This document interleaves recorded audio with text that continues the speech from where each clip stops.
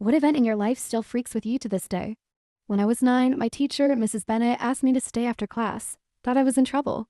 But instead, she handed me a bright blue envelope. Inside was an invitation to her daughter Lily's birthday party that weekend. I couldn't believe it. Lily was the most popular girl in our grade, and somehow I was chosen. I spent the entire week planning what to wear and saved my allowance to buy the perfect gift. A sparkly bracelet-making kit that I'd seen Lily admiring at the school book fair. My mom was so excited for me, she even bought me a new dress. I remember standing in front of the mirror that Saturday, feeling pretty for the first time. When we arrived at Lily's house, there were balloons tied to the mailbox, and I could hear music and laughter from the backyard. My stomach was fluttering with nerves as Elle rang the doorbell. Mrs. Bennett opened the door, her smile fading when she saw me. "Emma, I didn't expect to see you today," she said, looking confused. I held up the blue invitation. "I'm here for Lily's party." I explained, my voice small. Mrs. Bennett's forehead wrinkled. "There must be some mistake," she said. "Lily only invited girls from her dance class this year."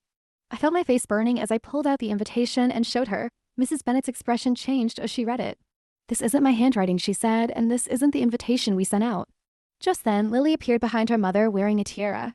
"Mom, who's at the dot?" She stopped when she saw me, her eyes widening then narrowing. "What are you doing here?" she asked. "I got an invitation?" I said, my voice shaking as I held it out. Lily glanced at it. "I didn't give her that," she said, but something in her voice made me look closer at her face. There was a flash of panic in her eyes before she composed herself. My mom had already left to run errands. Mrs. Bennett hesitated, then stepped aside to let me in. "Why don't you come inside for a minute while I make a quick call?" she said, her tone clipped but polite. I stood awkwardly in the hallway as she disappeared into the kitchen, whispering into her phone. I could still hear the giggles and splashing from the backyard pool. The kind of laughter that used to feel like sunshine, but now just echoed inside my chest like something I'd never be part of.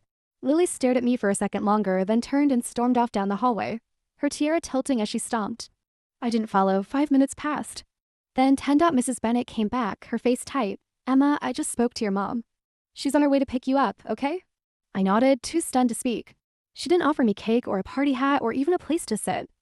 So I waited in the foyer, holding a wrapped bracelet kit and trying not to cry. As I stared down at the envelope, my fingers shaking, I finally flipped it over, and that's when I saw it. In the bottom corner, in smudged pencil that hadn't been there before, or maybe I had just never noticed, were the words, "See you there, loser," followed by a badly drawn smiley face. That's when it hit me. Someone had forged the invitation. Someone wanted me to show up and be humiliated. I never found out who. Lily always denied it, said it must have been a mix-up. But I saw her flinch when I showed her the back of that envelope. I didn't tell anyone what happened, not even my mom. I said I changed my mind and wanted to go home. But I never forgot.